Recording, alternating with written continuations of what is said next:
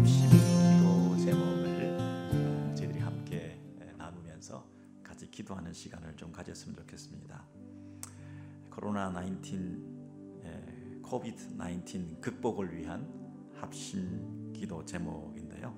1번부터 9번 9번까지 우리 큰 목소리로 우리 함께 기도했으면 좋겠습니다.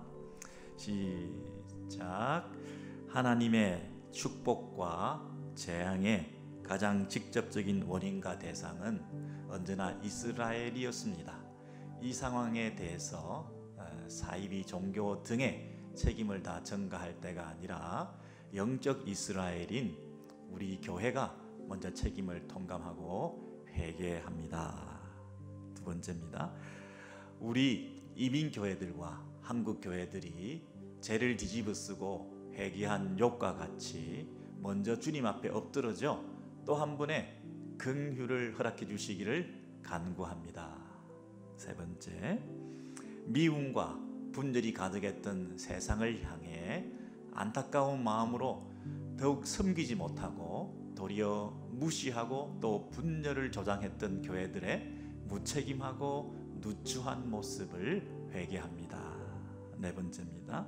이렇게 어두운 시대야말로 진실된 교회가 빛을 발하고 그 빛으로 세상이 진리를 보게 하고 그 빛으로 차가운 세상에 따스함을 줄 수 있사온데 우리 교회와 성도들이 이기적인 탐욕을 버리고 이웃을 향한 희생과 섬김의 본을 더욱 보이게 하옵소서. 다섯 번째, 이 시대의 교회들이 이 일을 통하여 다시 이전의 세속적 양적 성장만을 추구하지 않고 항상 주를 경외하는 새벽 이슬 같은 건강하고 거룩한 교회들로 거듭나는 진정한 부흥이 있게 하옵소서. 여섯 번째입니다. 우리 오렌지힐 교회 지체들 가운데 영적, 심리적, 육체적, 재정적 고통을 겪고 있는 가정들과 자녀들을 위로하시며 소망을 잃지 않게 하시고 도움이 필요한 지체들을 사랑으로 행함으로 서로 돌보는 참 사랑의 공동체가 되게 하옵소서. 일곱 번째 기도드리겠습니다. 자주 만날 수 없는 이 시간에 사소하게 느꼈던 우리 한 사람 한 사람 모든 관계들의 소중함을 마음에 새기게 하시고 서로 떨어져 있어도 성령 안에서 기도로 교통하며 오히려 더욱 성숙한 관계들로 성장하는 기회가 되게 하옵소서. 여덟 번째입니다. 온라인으로 예배를 드리는 우리 모든 지체들이 예배당에서 하나님의 존전에 서 있는 겸비한 자세로 신령과 진정으로 예배 드릴 때에 특별한 하나님의 압도적인 임재를 경험하고 더욱 은혜가 차고 넘치게 하옵소서. 우리 마지막 아홉 번째 기도 제목 다 같이 하겠습니다. 세계와 한국과 미 연방정부 또 가주정부의 지도자들이 최선을 다할 때 하나님이 그들을 사용하셔서 이 상황을 잘 관리하고 이겨나갈 수 있도록 그들에게 지혜와 용기와 결단과 겸손함을 주시옵소서. 모든 말씀 믿사오며 존귀하신 우리 주 예수 그리스도의 이름으로 기도드립니다. 아멘. 아멘. 우리 계속해서 우리 나눠드린 그 기도문을 가지고 자주 주중에도 기도해 주시면 감사하겠습니다. 그리고 연세 금식 기도표가 여러분 그 순서를 마크하셔서 이럴 때 우리 기도의 체인으로 더 잘 연결되게 해주시고요. 또 우리 중보기도팀에서 계속 기도하고 있는데 코로나 바이러스 이 문제가 잘 극복되고 우리 교회가 믿음을 더 잘 지킬 수 있는 전화 위복의 기회가 될 수 있도록 우리 중보기도팀에서도 계속 기도해 주시고 우리 각 가정에서도 매일 밤 10시에 10분 동안 10 ten 우리 기도 운동을 하고 있는데요. 여러분 꼭 자녀들과 함께 가정 예배를 회복하는 그런 귀한 기회가 되기를 바랍니다.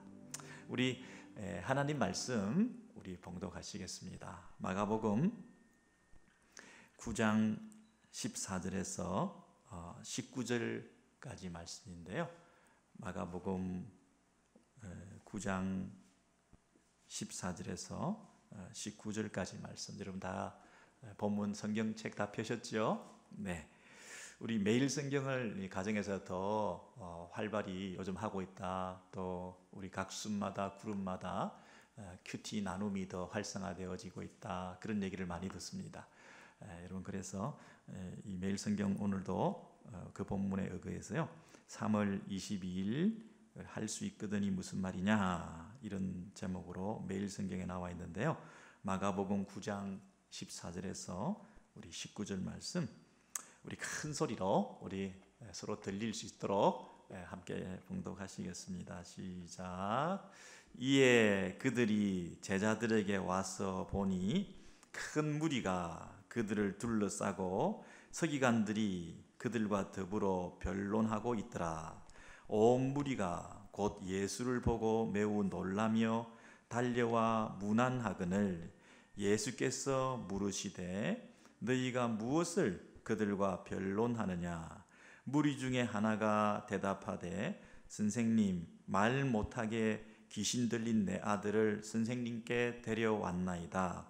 귀신이 어디서든지 그를 잡으면 끄꾸러져 거품을 흘리며 이를 갈며 그리고 파리해지는지라. 내가 선생님의 제자들에게 내쫓아 달라 하였으나 그들이 능히 하지 못하더이다. 대답하여 이르시되 믿음이 없는 세대여 내가 얼마나 너희와 함께 있으며 얼마나 너희에게 참으리요. 그를 내게로 데려오라 하시매. 우리 19절까지만 우리 봉독했습니다.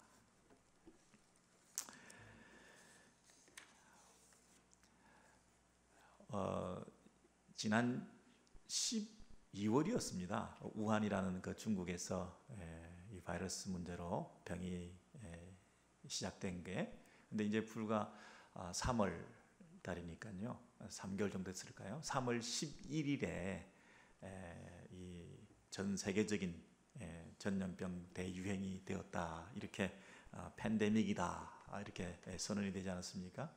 한 3개월 만에 온 세상이 이렇게 바이러스로 감염이 다 되고 말았습니다. 저는 그런 생각을 했습니다. 이야, 이 정말 나쁜 것은 이렇게 빨리 퍼지는데 이 복음은, 좋은 소식은 2000년이 걸려도 온 세계에 대유행을 해서 편만하게 다 퍼지지 못하는구나. 참 나쁜 것은 너무 빨리 퍼지는데 하는 그런 생각을 하면서, 또 한편으로는 하나님께서는 이 2000년의 시간을 벌어 주셔가지고 더 많은 영혼들이 죽게 돌아오도록 하게 하시기 위해서 이렇게 시간을 들이시고 오래 참으시고 기다리고 계시는 거구나.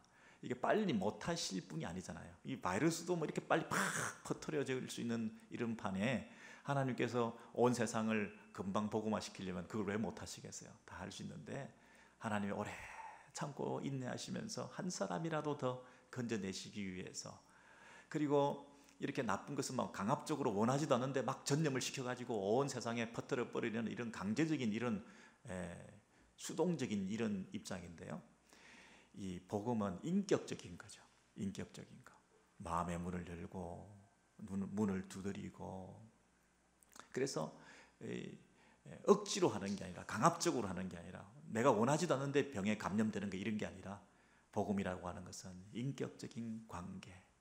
그래서 이 복음을, 마음을 열고 잘 받아들이게 해주시고, 또 씨가 뿌려져서 자라고 열매 맺고 하는 이런 과정들이 다 필요한 것처럼 신앙 성장이라고 하는 것은 이런 모든 순서와 과정들을 하나님께서 다 허락하시는 것이구나, 그런 생각을 하게 됐어요. 그래서 오히려 이렇게 더딘 것이 아니라 복음화가 그 사이에 하나님의 큰 자비가 있고요. 그리고 우리를 인격적으로 대접해 주시는 그런 하나님의 또한 사랑을 또한 느끼게 되었습니다. 그래서 여러분, 오늘도 하나님께서 말씀을 우리에게 전해주시고 그 말씀이 우리에게 잘 받아들여져서, 들었을 뿐 아니라 잘 받아들여져서 큰 위로가 되고 힘이 되고 또 우리 안에 소망이 넘치는 그런 시간이 되었으면 좋겠습니다. 여러분, 금방 그 팬데믹이라는 말을 제가 들었는데요. 그 팬데믹의 그 판 앞에 접두어 PAN이라고 하는 것은 여러분 잘 아시는 대로 모든, 전체의 이런 뜻을 가지고 있지 않습니까? 그래서 파노라마 그러면 전경이다 그랬죠. 그리고 뭐 판도라 그러면 뭐 온갖 선물을 가진 여인의 이름이 판도라라 그랬죠. 그래서 이 앞에 그 판이라는 것이 원래 그리스의 그 신화에 나오는 신의 이름이었다 그러는데요. 목축의 신이라 그러죠. 목동의 신이라 그래서. 근데 이 판이라고 하는 이 소위 신은 너무나 흉측하게 생겨가지고 얼굴이 막 너무나 무섭게 생기고, 그리고 막 성격도 고약해가지고, 그리고 막 난폭한 행동을 하고 다니는 이런 사람으로 동네에 소문이 난 거예요. 그래서 이 사람만 나타나면 사람들이 다 놀래 자빠지는 거예요. 이 판이 나타났다 그러면 사람들이 굉장히 두려워하고 있는 그런 공황 상태, 아주 공포의 상태에 들어가기 때문에 그 말에서부터 패닉이라는 말도 생긴 거예요. 패닉 그러죠. 그래서 이 패닉 상태에 빠져 있지 않기 위해서 사람들이 많은 안전장치를 하기도 하는데, 갑자기 이 판이 나타나면 완전 온 동네가 팬데믹이 돼버리고 패닉 상태에 빠지게 되는 거죠. 그래서 여러분 그 동네에 많은 사람들이 고통을 당했다, 그런 어떤 그 유래가 되는 단어라고 그러는데요. 여러분 어떻습니까? 오늘 저와 여러분의 그 삶의 현장에도 어떻게 보면 좀 패닉 상태가 아닌가, 굉장한 공포와 두려움, 그리고 뭔가 나타나서 판이 나타났어요. 판이 나타나가지고 쏘쏘라치게 놀라고 두려워하고 있는, 그리고 그것이 팬데믹으로 온 세상에 이 공포가 전염되어 있는 상태에 우리가 있다는 것입니다. 여러분 오늘 본문에 정말 패닉 상태에 있는 그 제자들과 또 그 동네의 모습을 우리가 볼 수가 있어요. 어떤 면에서 패닉 상태냐면, 첫 번째는 그 부자가 있었는데요. 아버지와 아들이 있었는데 두 사람이 지금 굉장히 마음의 고통을 당하고 있고, 육체적인 아픔을 당하고 있고, 사회적인 격리를 당하고 있고, 무시를 당하고 있고, 이 아들이요 막 쓰러지고 뭐 거품을 품고 뭐 얼굴이 파리하게 돼가지고 막 격려를 하고 막 이러는 거예요. 그것도 자주 그러는 거예요. 그러니 막 주변에서 막 그 난리가 났겠죠. 그리고 아버지의 마음은 어떻습니까? 막 자지러지는 거죠. 자식이 아프고 막 격려를 하고 이러니까 마음이 다 무너지고.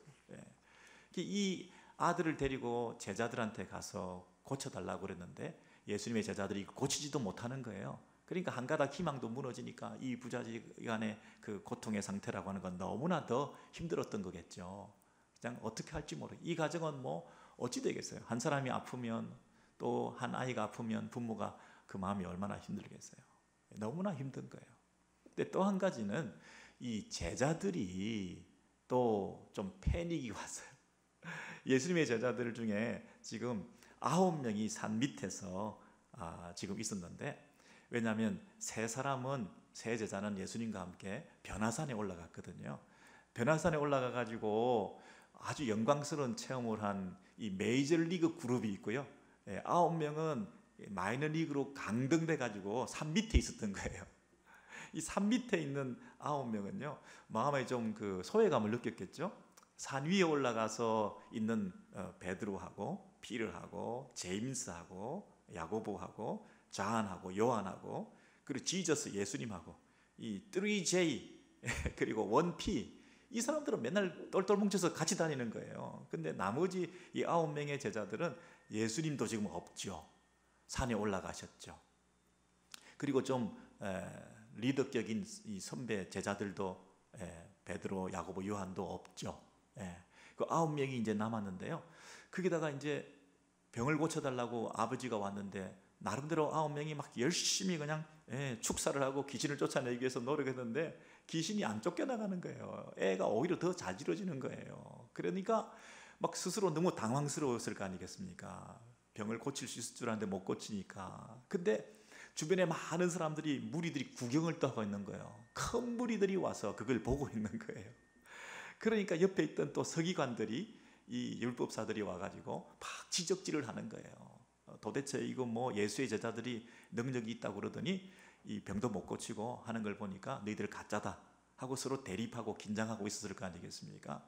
그래서 이 제자들이 곤욕을 치르고 있어요. 야, 너희들이 병을 못 고치는 걸 보니까 그동안 예수님이 병 고친 것도 다 귀신 들려서 한 거고, 그러니까 이 귀신의 힘을 빌려서 한 거니까 예수도 귀신 들린 자고 너희들도 뭐 별것 아니다 이러면서 계속 그런 어떤 비난을 받는, 이 제자들도 그냥 패닉 상태에 온 거예요. 자기들만 남았죠. 소외감 느끼죠. 그리고 예수님은 안 계시죠. 어려운 일은 닥쳤죠.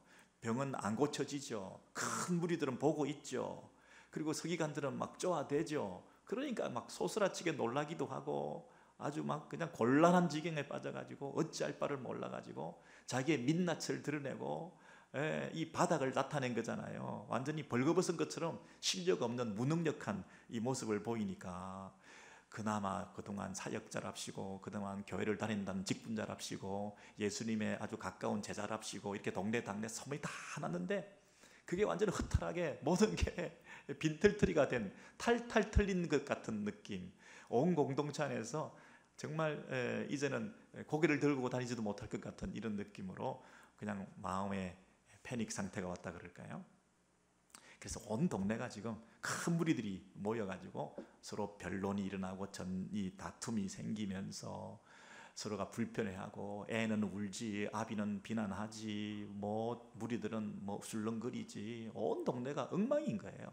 예, 이런 산 밑에서 이런 일들이 벌어지고 있는 이 패닉 상태에 예수께서 산에서 내려오셨어요. 그래서 내려오셔서 이 산 밑에 일어나고 있는 이런 어려운 문제들을 정리해 주시는 거예요. 여러분, 성육신하신 하늘에 계셨던 영광스러운 우리 하나님께서 아들의 모습으로 이 땅에 사람으로 오셔가지고 이 땅에 참 평화를 주셨던 것처럼 이 산 위에 계셨던 예수께서 내려오셔서 개입하시고 산 밑에 있는 어려움들을 해결해 주셨던 것처럼 오늘 저와 여러분의 삶 가운데서 좀 불안하고 초조한 가운데 이 세상이 왜 이러나, 내가 수십 년 살았는데 미국에서 이런 일은 처음이다, 이 출구가 어딘가, 언제가 종착지인가, 지금 한도 끝도 없이 추락하고 있는 우리의 현재 상태, 뭐 주식시장은 뭐 추락하고 금융은 붕괴되고 직장은 뭐 문을 닫고 뭐 가난도 건강 상태도 안 좋고 뭐 앞이 안 보이잖아요. 한 번도 경험해보지 못했던 일들이 이게 어떻게 처리가 될지 해결될지 잘 알 수가 없는 이런 불안한 상태에서 오늘 주님이 찾아오셔서 참 평안을 주시고 뭐가 문제인가, 어떻게 해결해야 되는가, 그 귀한 음성을 들으시는 기회가 되었으면 좋겠습니다. 여러분, 오늘 그 본문에 예수님께서 내려오셔서 어떻게 하셨는지 마가복음 9장에 보시면요, 예수님께서 내려오셨는데 그 어떤 일이 있었는가, 그 아버지가 이렇게 얘기합니다. 선생님, 내 아들을 데려왔습니다. 근데 선생님의 제자들에게 이 문제를 좀 해결해 달라 그랬더니 이 문제 해결하지 못하고 오히려 더 아픔을 가중시켰습니다. 희망 고문이라는 말 있지 않습니까? 그나마 희망을 가지고 왔는데 오히려 더 고문당했습니다. 고통스럽습니다. 능히 하지 못하더이다. 뭐 못하더이다. 그랬더니 예수님께서 그 아비에게 뭐라고 얘기를 했냐면, 믿음이 없는 세대여, 내가 얼마나 너희와 함께 있으며 내가 얼마나 참아야 되겠느냐, 이렇게 말씀하셨다는 거예요. 와, 이 병을 고쳐달라고, 아이의 문제를 해결해달라고, 내 현재 가장 힘든 이 문제를 해결해달라고 왔는데요, 예수님께서는 뭐라고 얘기하냐면 믿음이 없다, 이렇게 얘기를 한다는 거예요. 믿음이 없는 세대예요. 내가 얼마나 너희와 함께 있으며, 그러면 무엇에 대한 믿음, 누구에 대한 믿음이라는 거예요? 내가 얼마나 너희와 함께 있으며, 그랬잖아요. 내가 이렇게 오랫동안 이 땅에 있었는데도 아직 나를 못 믿냐, 그 얘기잖아요. 내가 이곳에 이렇게 있는 동안에 나를 믿지 못한다면 앞으로 계속 내가 있는다 한들 네가 믿겠느냐, 그 얘기잖아요. 내가 얼마나 너희와 함께 있어야 되겠냐, 내가 얼마나 더 참아야 되겠느냐. 벌써부터 믿었어야 되는데 안 믿고 있구나, 그러니까 여기서 믿음이 없는 세대여 하는 것은 자신 예수 그리스도를 그들이 믿지 않는 것에 대해서 책망을 하시는 거죠. 여러분, 믿음의 문제가 이 문제를 해결할 수 있는 가장 중요한 실마리가 된다. 지금 이 패닉 상태에 있는 이 집안에, 이 사회에, 이 세상 가운데에서 믿음이 있어야 된다. 이거 좀 난데없는 말이잖아요. 뭐 당연하게 나는 믿음이 있다고 생각하는데요. 특별히 믿음이 없는 세대여 할 때 세대여라고 하는 것은 아비만 말하는 게 아니라 이 세상이 온통 믿음이 없다 이런 얘기거든요.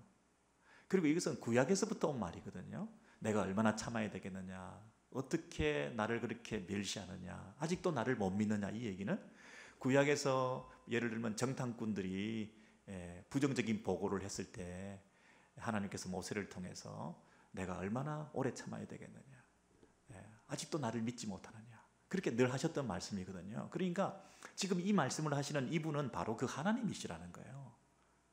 구약에 있던 그 하나님이 똑같은 말씀을 그대로 옮겨오셔서 아직도 못 믿냐, 내가 이렇게도 참았는데 아직도 나를 무시하느냐, 나에 대한 믿음이 그렇게 없느냐, 이렇게 얘기를 하는 거거든요. 그러니까 그 구약과 신약에 동일하신 하나님께서 우리 이 세상에 있는 우리 모두에게 인류를 향해서 뭐라고 얘기하시냐면 믿음이 그렇게 없느냐, 나를 그렇게 못 믿겠느냐, 그렇게 말씀하시는 거거든요. 온 천지가 패닉 상태에서 공포하고 공포스럽고 떨고 있는 가운데서 하나님께서 뭐라고 얘기하시냐면 뭘 그렇게 두려워하냐, 나를 못 믿냐. 이 세상의 문제를 해결하는 게 문제가 아니라 나에 대한 믿음이 없는 게 문제 아니냐. 위를 들어 눈을 들어 하나님이 살아계시는 걸 믿으면 이 세상을 만드신 하나님께서 이 세상을 향하여 가지신 계획대로 이 세상에서 허락하신 우리 모두를 향한 하나님의 뜻을 지금도 이루어가고 계시는 역사의 주관자가 되심을 믿고 그 하나님을 의지하는 것이 문제지, 그 하나님에 대한 의지가 없이 현상적인 내 현재의 이 문제, 건강 문제, 자녀 문제, 질병 치료하는 문제, 가난 문제, 물질 문제, 이것만 가지고 자꾸 얘기를 하는 너의 그 호들갑스러운 모습이 정말 믿음 없어 보이는 바로 너희들의 그 현주소가 아니냐, 신앙의 실체가 아니냐. 물론 걱정스럽고 염려스러운 건 안다. 그래서 내가 너 아들의 그 아비가 가진 그 사랑, 네가 고생한 거 내가 다 안다. 그러면서 지적도 하고 또 때로는 분노하시면서 그렇게 믿음이 없느냐 이렇게 야단도 치셨지만 동시에 우리 하나님은 또 사랑과 인내의 마음을 가지고 뭐라고 물으시느냐 하면 그를 내게로 데려오라. 그를 내게로 데려오라. 그리고는요, 그 다음 이 질문이 뭐냐면 언제부터 이렇게 되었느냐. 언제부터 이렇게 되었느냐. 여러분, 이 말을 들을 때 아비가 얼마나 마음이 위로가 되었을까요? 이 자식이요, 언제부터 이렇게 되었느냐. 아주 어릴 때부터니이다. 어릴 때부터니이다. 이 아비의 긴 한숨 소리가 들리지 않습니까? 아비가 그동안 흘렸던 많은 눈물 방울 소리를, 떨어지는 소리를 주님은 다 들으셨다는 거 아니겠습니까? 이게 아무한테도 말도 못하고 혼자 끙끙 앓고 있던 이 아비가 해결이 되지 않는 이런 상황 속에서 그동안 살아왔던 어릴 때부터 지금까지 그 모든 그 사연들을 주님께서 물어보시는 거잖아요. 알아주시는 거잖아요. 언제부터 이랬느냐. 사실 할 말이 참 많습니다, 주님. 사실 참 할 말이 많습니다. 근데 그거를 주님께서 물어봐 주시니 언제부터 그랬느냐. 이게 몰라서 언제부터 그랬는지 몰라서 물으시는 게 아니라 그 아비의 마음을 이렇게 위로해 주시는 그런 말씀 아닐까요? 어릴 때부터 그랬습니다 하면서 이 아비의 그 말이 이제 쏟아져 나오는데요. 뭐라고 얘기를 하냐면 어릴 때부터 그랬는데 이 아이를 향해서 귀신이 아이를 죽이려고 불과 물에 자주 던졌나이다. 자주 던졌나이다. 이 자주라는 말 속에 이 아비가 그동안 뭐 당했던 일들이 다 기억나겠죠. 물과 불에, 이 말은 뭡니까? 뭐 온탕 냉탕이 자꾸 왔다 갔다 하는 거예요. 너무너무 뭐 그냥 예측 불허라는 거죠. 예고도 없이 그냥 뭐 갑자기 엄청난 일이 벌어졌다가 갑자기 뭐 힘든 일이 벌어졌다가 이 아이가 그냥 뭐 갑자기 막 자꾸만 이렇게 발작을 하고 병이 생기고 하는 이런 일들이 자주 일상적으로 일어나는 그런 아픔 속에서 이 아비가 마음에 큰 고통을 안고 있었는데 그것을 예수님께서 알아주시면서 언제부터 그랬느냐. 믿음 없다고 막 책망을 하시면서 믿음 없어가지고 너 안 고쳐준다고 이렇게 얘기하실 줄 알았더니 언제부터 그랬느냐 하시면서 따스한 마음으로 찾아오셔서 어루만져 주시고 아비의 마음을 위로해 주시면서 그 부자지간을 향한 그 애정을 표현하셨어요. 그랬더니 이 그 아비가 무엇을 하실 수 있거든 우리를 불쌍히 여기사 도와주옵소서. 무엇을 하실 수 있거든 우리를 불쌍히 여기사 도와주시옵소서 이렇게 얘기했다는 거예요. 여러분 이 참 그 아비의 마음을 우리가 좀 헤아려 보면 좋겠습니다. 불신앙이다 이렇게 말하지 마시고요. 자기가 할 수 있는 거 다 해봤다는 뜻이잖아요. 그동안 자기가 이렇게 저렇게 다 해봤는데 이건 정말 불가능한 일이다. 이렇게 물 속에 불 속에 자주 뛰어들면서 이게 예측 불허의 행동을 하고 도저히 내가 핸들할 수 없는 뭐 세상에 어디든지 찾아가 봐도 이것을 해결해 줄 수 있는 사람이 아무도 없는 이런 상황에 처했던, 그래서 나는 이제 그냥 탈진한 상태에서 그냥 아무것도 할 수 있는 여력도 없는 이런 무너져 있는 상태에서 가정도 무너지고 경제도 무너지고 건강도 무너지고 사회적인 관계들도 무너지고 이 고립되어 있는 우리들밖에 없는 이 불쌍한 우리 부자, 아무도 도와줄 수 없는데 이제 혹시 좀 뭐 할 수 있다면 그렇게 뭐 반신반의하면서 그렇게 얘기를 했더니 예수님께서 이들에게 뭐라고 했냐면 무슨 말이냐, 할 수 있거든이 무슨 말이냐, 할 수 있거든이 무슨 말이냐, 믿는 자에게는 능치 못할 일이 없느니라 그랬다는 거예요. 그랬더니 이 아비가 내가 믿나이다 라고 막 소리를 질렀어요. 내가 믿나이다, 믿나이다. 나의 믿음 없는 것을 도와주소서 그랬습니다. 여러분 영어를 보시면요, 나의 믿음 없는 것을 도와주소서 할 때 뭘 도와라 그랬습니까? Help me overcome my unbelief. 내가 믿음이 없는 것을 overcome 할 수 있도록, 내 믿음 없는 것을 극복할 수 있도록 나를 도와달라 이랬다는 거예요. 우리가 극복해야 될 대상이요, 이 코로나 바이러스를 극복해야 되겠죠. 경제적인 문제도 극복해야 되겠죠. 많은 어려움들을 극복하기 위해서 우리가 기도해야 하면서 우리를 도와달라 이렇게 이 문제를 극복해달라고, 극복할 수 있게 해달라고 우리가 기도를 하기도 하지만요, 사실은요 우리가 극복해야 될 것은 뭐냐면 내 믿음 없음을 극복하는 거예요. 내 믿음 없는 것을 극복해달라. 근데 그 앞에 뭐라 그랬냐면 내가 믿나이다 한 거예요. 여러분 이 내가 믿나이다, 나의 믿음 없는 것을 도와주소서, 이 말이 제가 생각하기에는 성경에 있는 가장 아름다운 표현이라고 생각돼요. 인류가 할 수 있는 가장 위대한 고백이라고 생각해요. 이 세상에서 인류가 온 인류가 팬데믹 상태에 빠져 있는 우리 인류가 그냥 완전 패닉 상태에 있는데 이게 어떻게 해결이 되겠어요? 근데 내가 노력해봤거든요. 어릴 때부터 수십 년을 이 문제를 해결해 보려고 애를 쓰고 극복해 보려고 많이 애를 썼는데요, 이게 할 수가 없어요. 근데 하나님을 향해서 할 수 있거든, 하나님께서 혹시 이거 해결해 주실 수 있나요? 이런 차원 말고 할 수 있거든이 무슨 말이냐, 하나님에 대한 믿음을 회복해라. 그랬을 때 내가 믿나이다. 이 세상이 어떠하든지 간에, 내 형편이 어떠하든지 간에 나는 하나님을 믿습니다. 당신을 믿습니다. 내가 믿습니다. 내가 믿나이다. 근데 내가 믿으려고 하는 의지가 이제 생겼습니다. 그동안 반신반의했는데요. 내 신앙생활을 하는 게요, 환경적인 상황적인 것 때문에 막 흔들리고 그랬는데요. 때로는 그 신앙을 내려놓기도 했는데요. 환경적인 문제, 자녀들의 문제, 이거 가장 심각한 문제인데요. 이것 때문에 믿음을 저버리기도 하고 교회를 떠나기도 하고 하나님한테 시큰둥하기도 했는데요. 이제 나는 어떤 상황에서든지요, 하나님 그분만을 믿겠습니다. 내가 믿겠습니다. 이제는 반신반의하지 않겠습니다. 조건적으로 믿지 않겠습니다. 할 수 있거든이 무슨 말이냐?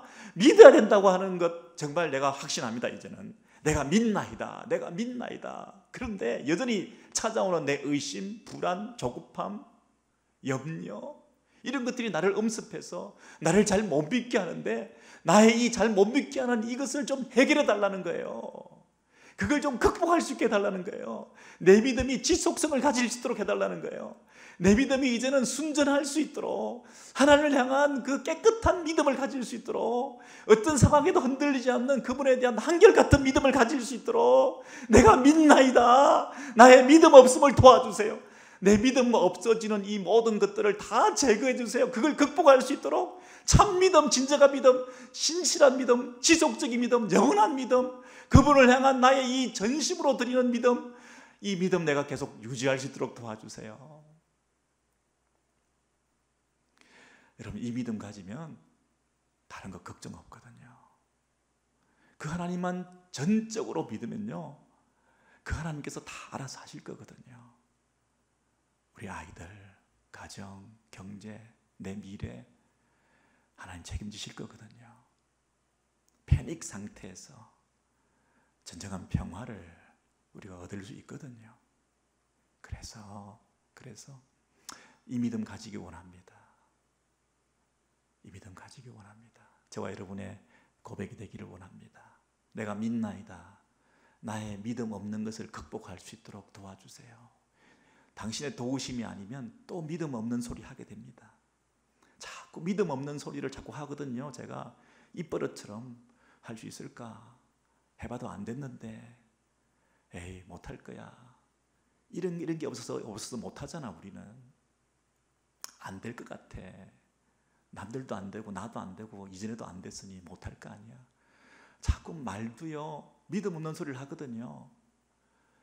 그런 부정적이고 소극적인 자세 말고, 믿음대로 한번 나가보자. 하나님 믿고 한번 해보자. 하나님 함께 하시면 못할 일이 뭐가 있겠느냐. 이런 적극적인 사고방식, 긍정이 주는 어떤 힘, 이런 거 말고요, 진짜 하나님에 대한 믿음을 가지고 전심으로 그분이 우리 인생을 책임져 주실 것을 믿고 한번 믿음으로 나아가보자. 말 한마디라도 믿음의 말을 하자. 여러분, 이 아비가 이 결단을 하고 나서 그 이후에 삶이 어떻게 바뀌었겠습니까? 완전히 달라졌거든요. 여러분, 시간이 좀 갔습니다만은 이 제자들의 경우도 한번 살펴보기를 원하는데요. 이 제자들이 패닉 상태에 있었지 않았습니까? 그래서 이거 예수를 따라왔는데 엄청 이런 무한을 당하고 고통을 당하면서 이렇게 자기의 제자의 삶을 살아가는 것이 계속 해야 될지 말아야 될지, 온 동네의 큰 무리들 앞에서 망신을 당하고 서기관들과 변론하면서 말빨도 안 따르고 기적도 안 일어나고 명예도 떨어지고 이런 상태에 있는 이 제자들에게 예수님이 찾아오셔서 이 문제를 어떻게 해결해 주시느냐면요, 기도 외에는 아무것도 이런 일을 내쫓을 수가 없다. 이렇게 마지막으로 해주셨어요. 기도 외에는. 이 제자들이 조용히 예수님께 찾아와 가지고 집 안에 들어와서 물었어요. 우리는 왜 그 병자를 고칠 수 없었습니까? 귀신을 쫓아낼 수가 없었습니까? 이렇게 물었다는 거예요. 바깥에 있을 때는요, 부끄러워 가지고 말을 못했어요. 조용히 예수님 옆에 찾아와 가지고 왜 우리가 이걸 못했습니까? 기도 외에는 이런 종류가 나갈 수 없느니라, 이런 말씀을 주께서 해주셨거든요. 어떤 분들은 기도 외에는 이걸 할 수 없다 그러니까 기도 열심히 하면 된다. 기도의 양, 기도의 종류, 기도가 하나의 방법론이 돼서 기도하면 된다, 이렇게 얘기를 하는데요. 여러분, 이 기도에 대해서 다른 마태복음 성경 구절에는 이 마태복음 17장에 뭐라고 했느냐면 믿음이 없이 겨자씨 같은 믿음이 없어서 이걸 하지 못했다 이렇게 얘기를 하거든요. 마태복음 17장에 보시면요, 우리는 어찌하여 쫓아내지 못하였나이까 너희 믿음이 작은 까닭이니라. 아까는 기도를 하지 않아서 못했다고 했는데 여기서는 믿음이 없어서 그랬다 그랬잖아요. 그럼 믿음과 기도가 무슨 상관이 있어요? 예수님께서 여기 쓰는 믿음, 여기 쓰는 기도 이렇게 얘기를 했나요? 아니죠. 믿음의 표현이 기도죠. 내가 하나님에 대한 믿음을 가지면 그 믿음이 드러나는 것이 기도로 표현되는 거죠. 그래서 기도하는 사람은 믿음으로 하는 거잖아요. 기도하지 않는 사람은 믿지 않는다는 것이고, 정말 믿는다면 그 믿음의 대상인 우리 주님 앞에 기도로 나아가게 되지 않습니까? 기도로 호흡하고, 기도로 의지하고, 기도로 주님을 찾고, 기도로 주님만 바라보고, 기도가 방법론이 아니라 진짜 신실한 믿음의 표현으로 그분 앞에 기도하는 거잖아요. 겨자씨만한 믿음이라도 있으면 그랬잖아요. 그 말은 우리가 기도하지 않는 것으로 나타나죠. 겨자씨만한 믿음이라도 있으면 기도로 나타나야 되는데 우리가 기도 전혀 하지 않는다는 얘기는 겨자씨만한 믿음도 없다는 거거든요. 여러분 요즘 얼마나 기도하십니까?